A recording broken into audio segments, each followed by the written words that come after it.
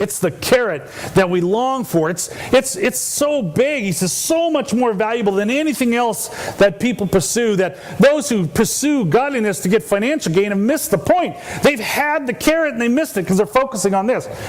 Godliness with the contentment is great gain. Proverbs 15:16 says this, better a little with the fear of the Lord, which is that relationship with God, than great wealth with turmoil. It's the belief we have in our heart that to do it God's way, to really focus on the way that we live and the way that we spend God's way is better. To live a life without debt is better than to go into debt and buy something we want that we know later on we won't satisfy. To be able to live a lifestyle that fits below what our income level is better than to try to leverage ourselves and be able to pursue something just so our neighbors think, man, we're impressed. To be able to have extra money available to you, whether there's an emergency that happens in your life or an emergency in someone you know where you have the freedom to help them out, is better than to be able to have to hold it back and say, nah, I got to make sure I take care of my needs first. Paul really is describing this idea that this godliness and this pursuit of God is better than anything else we could pursue. As Jesus said, come to me all you are weary, and I will give you rest. He's saying, come to this place of godliness that I have laid out for you, and you will find rest. It is better than all the worries that you might have there in the world. And so when we put our trust in God, it produces contentment. In 5, when you go on and read in verses 7 and 8, he's describing more of an attitude that we have in our mind that, look, I brought nothing in this world, I'm taking nothing out, none of it matters. You know, God is the one that is enough for me. He's going to take care of, He's going to meet my needs. So you develop this spirit of trust where you understand all this stuff is just stuff. But God, on the other hand, is so much better. Because we realize those are the things that matter. All this stuff, our house, our clothing, our cars, you know, I don't know of anybody who's been able to carry it on. I mean, granted, I haven't been to the other side.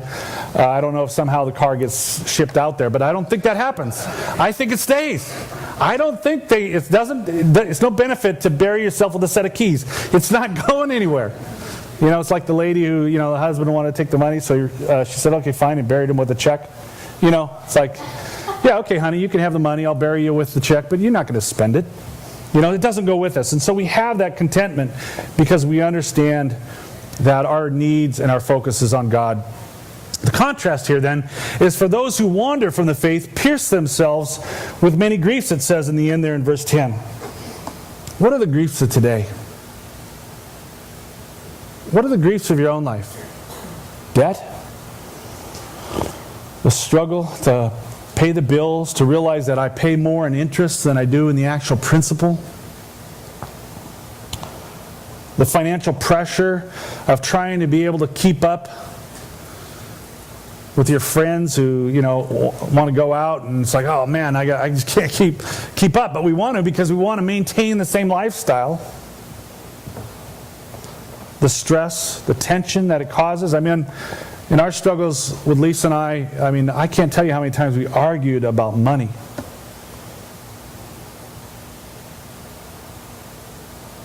The inability to really enjoy life, because even when you spend it, it's just all you're anxious about is how to be able to maintain it.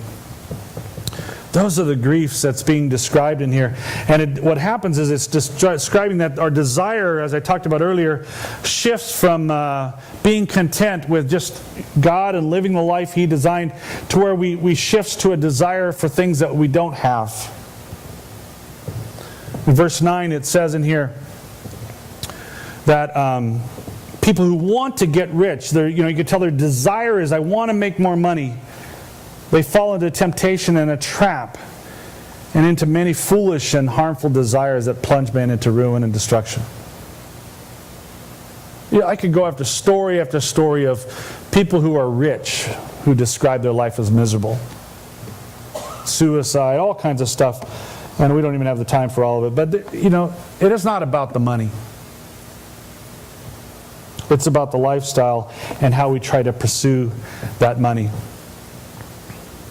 There was a study that showed that the average home has the TV on 7 hours and 7 minutes a day. You can only imagine with that kind of time on. No wonder that our desire focuses on what we don't have. Because that's what, every commercial tells us, isn't it? They don't. I've never seen a commercial that tells us that, hey, that old couch you got, it's good. There's no reason you need another couch. This has been an informative commercial, no, they don't do those commercials. No, they say you need a new couch. You need a new car. You need something better, a new computer. You need an iPad or, which are cool, but still, you need it. Those things, whatever kind of motivate you, and that's what it really tells us, is that it kind of moves us away where we feel dissatisfied, and then we kind of slip into this trap of what it's describing of removing the margin in our life to where we are living in this life of stress and pursuit, and we're dissatisfied. Two things happen when we pursue the culture over God. One is, and you guys have all heard this 100 times, and so I'm just going to say it because the Bible keeps saying it. We rob God. The Old Testament, God had set it up with the Old Testament where He said, look at people, here's how it's going to work. You're going to go out and produce an income, and you're going to make a crop, and that's all really good, and I'm going to bless that crop. But the first 10% of your crop, I want you to bring it into the temple. And the temple people are going to do whatever they're going to do with it to meet the needs and stuff like that. Another 10% is going to go to the festivals that pay for the poor and all those kind of things. That 80% that's left over, have at it. That's yours. I mean, with our children, you go to, if you went to your child, we give our daughter $3 a week. If I said, look at honey, 30 cents is going to go to the church and you get to spend, $2.70. She's like, hey, that sounds cool. That's a good deal. But somewhere along the way, we've kind of shifted and we stopped thinking that way. And so and that's what happened with the Israelites. They kind of shifted away from that and they said, oh, well, but I got needs I need to meet. And they moved away from that. And so Malachi 3, 8, and 9, God kind of brought the prophet Malachi back to him and he says, this is, will a man rob God, yet you rob me? But you ask, how do we rob you? In tithes and offerings. You are under a curse, the whole nation of you, because you are robbing me.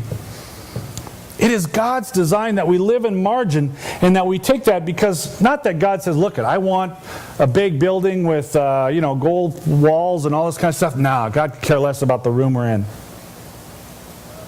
God takes that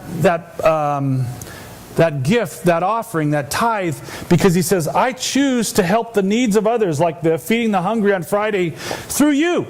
I could send it directly to them. I could just drop it in their lap. But that's not how it works. It's the importance of that margin because I take it, you, the person I've given this as a steward of my money, to carry that over and come alongside this person who has need and to use it to give away.